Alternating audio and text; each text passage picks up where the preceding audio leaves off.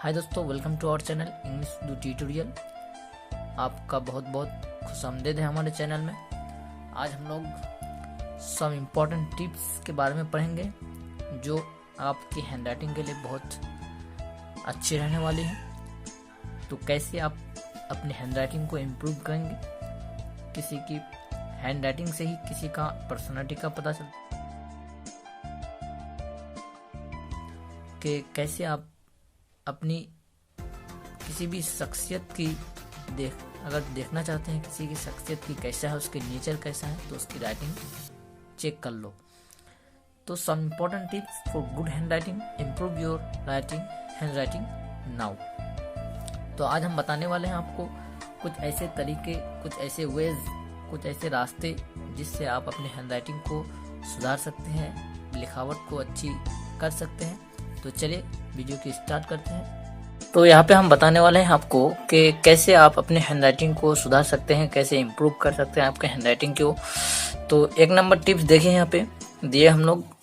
Number 1, keep your shoulder relax and sit comfortably. आपको सही से पहले अपने आपकी जो जगह है, जो सीट है आपका, वो सही करना होगा। आपको रिलैक्स होकर वहाँ पे बैठना होगा और अपने सीट में कंफर्टेबली होकर आपको उस जगह पे बैठना होगा जहाँ आप लिखना शुरू करेंगे। क्योंकि जगह अगर आपकी सही नहीं होगी तो आपकी जो राइटिंग है वो भी सही नहीं हो सकती है। आपको इसलिए अपनी जगह पहले सही करना होगा। अपनी जगह को रिलैक्स करके आराम होकर आपको अपनी जगह पे बैठना होगा। ये टिप्स एक नंबर रहा। अब नेक्स्ट देखते हैं number 2, keep the spacing consistent.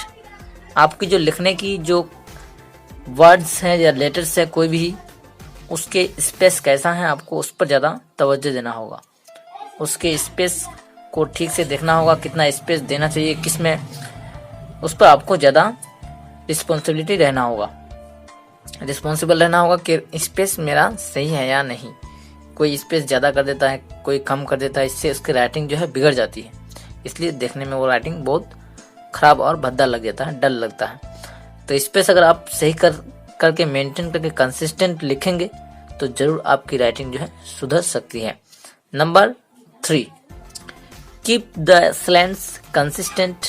आपकी जो स्लैंट्स है, स्लैंट्स का मतलब आप जानते होंगे, तो तिरछापन है आपका। कोई अपने राइटिंग को तिरछापन लिखता है, कोई इधर से लिखता है, कोई इधर से लिखता है, कोई 90 डिग्री एंगल में लिखता है, कोई 60 डिग्री में लिखता है, कोई अपोजिट 60 में लिखता है। तो ये एंगल जो है सही होना चाहिए। ऐसा नहीं कि कोई हम 90 डिग्री में कोई राइटिंग लिख के, कोई वर्ड लिख के, या फिर कोई वर्ड हम लोग 60 डिग्री में लिखे। जैसे हम एक वर्ड लिखते हैं यहाँ पे वर्क, तो देखिए वर्क यहाँ पे जो लिखे हम लोग, ये जो W है ये 90 डिग्री में है, O और R बिल्कुल 90 डिग्री में नहीं है, बल्कि 60-70 डिग्री में होगा। लेकिन जो K है यहाँ पे, ये उल्टा ऑपोजिट 60 डिग्री या 70 डिग्री में हो सकता है। इसलिए हमको ये जो स्लैंट्स है इसको सही करके लिखना होगा। या तो आप 90 डिग्री में लिखें या जिधर भी लिखें, लेफ्ट या राइट में सही करके इस स्लैंट जो है कंसिस्टेंट लिखिए। तो ये आपकी मदद कर सकता है आपकी राइटिंग को सुधारने के लिए। Number 4, maintain alphabet size. यानी इस पर ध्यान देते हुए, स्लैंट्स पर ध्यान देते हुए आपको ये भी ध्यान देना होगा कि अल्फाबेट साइज कैसा है आपका। कोई छोटा या बड़ा ना हो जाए, बल्कि अपना जो अल्फाबेट साइज है वो हमेशा एक जैसा रहना चाहिए। कोई बड़ा या छोटा नहीं होना चाहिए। इसलिए हमको अपनी राइटिंग जो है खराब लगती है, क्योंकि हमारा जो अल्फाबेट की साइज है वो कम बेस हो जाते हैं। इसके बाद देखते हैं number 5, don't tangles words and letters. कभी भी किसी लेटर्स को या वर्ड्स को आपको टैंगल्स नहीं करना होगा, यानी मिला जुला के नहीं लिखना होगा, मिक्स नहीं करना होगा। जॉइनिंग लेटर्स या जॉइनिंग वर्ड्स नहीं बनाना होगा आपको। ऐसा लगना चाहिए कि एक वर्ड्स अलग है, इसको ध्यान से हमको दिखना चाहिए कि पढ़ने वाले जैसे समझ सके उस वर्ड्स को जो हम लिखे हैं। तो इसलिए अपने वर्ड्स को, लेटर्स को टैंगल्स मत बनाइएगा, बल्कि मेंटेन करके साफ सुथरा करके रिलैक्स होके लिखिएगा। क्योंकि यही राइटिंग आपका कोई एग्जाम में या कि कोई पर्सनैलिटी देखने में आपका सबूत ले सकता है ये राइटिंग। इसलिए number 6, use a smoothly pen. आजकल जो शॉप में होता है, बहुत सारे दुकान में जो है पेन बहुत सारे किस्म का होता है। जेल पेन होता है, पायलट पेन होता है और बॉल पॉइंट होता है, इंक पेन्स होता है। मुख्तलिफ किस्म के आजकल के जो शॉप में होता है मुख्तलिफ तरह के पेन्स होते हैं।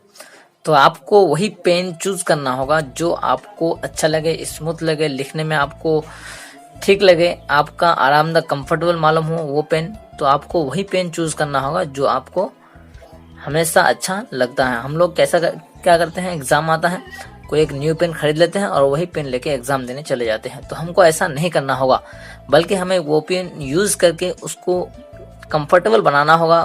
बल्कि कंफर्टेबल जिस पेन में होगा उसी पेन को हमको चूज करके पहले यूज करना होगा। यूज करके हम तब उसको एग्जाम में ले जा सकते हैं और एग्जाम में हमारा राइटिंग जो है बेहतर हो सकती है। इससे हमारे राइटिंग के रिजल्ट भी अच्छे होंगे। तो इसलिए आपको अपना जो पेन है वो स्मूथली और कंफर्टेबल पेन यूज करना होगा, चाहे वो जेल पेन, बॉल पॉइंट या इंक पेन या फिर कोई भी पेन आप यूज किए तो वो पेन जो है स्मूथली और कंफर्टेबल होना चाहिए। तो यह आपके राइटिंग में सुधार में मदद कर सकते हैं। Number 7, don't apply high pressure. कभी भी जब भी आप लिखते होंगे किसी भी कॉपी में, किसी भी पेज में, कहीं पे भी, किसी बोर्ड में या कहीं पे, डोंट अप्लाई हाई प्रेशर, यानी ज्यादा आप प्रेशर मत डालिएगा। क्योंकि अगर आप प्रेशर डालेंगे तो उसके जो नेक्स्ट वाला पेज है, उस नेक्स्ट वाला पेज में वो राइटिंग बोर्ड हो जाएगा, यानी अच्छा नहीं लगेगा आपका। तो इसलिए don't apply high pressure. High pressure को ज्यादा नहीं कीजिएगा। मेंटेन करके प्रेशर बना के रखने से आपकी राइटिंग अच्छी हो सकती है। Number 8, practice writing daily. सबसे खास बात यही है आपका कि प्रैक्टिस राइटिंग डेली। आपकी जो राइटिंग है उसको प्रैक्टिस कीजिए डेली।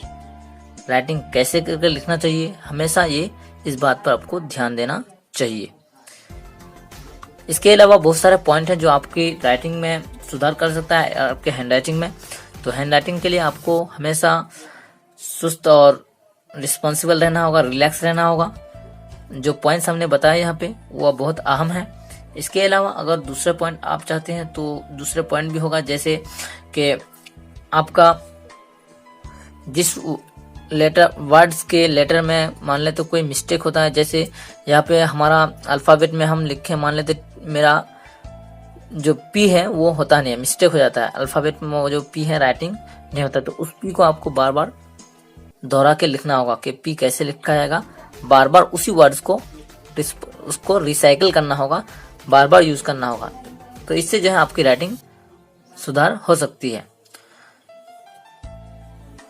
तो ये थे कुछ टिप्स, कुछ रास्ते जो आपको यूज करना चाहिए। आपको इसको जल्दी अपने आप में लेना चाहिए, ये रास्ते अपनाना चाहिए। तो मुझे लगता है कि ये रास्ते आपको जरूर अपने राइटिंग को सुधारने में मदद करेंगे।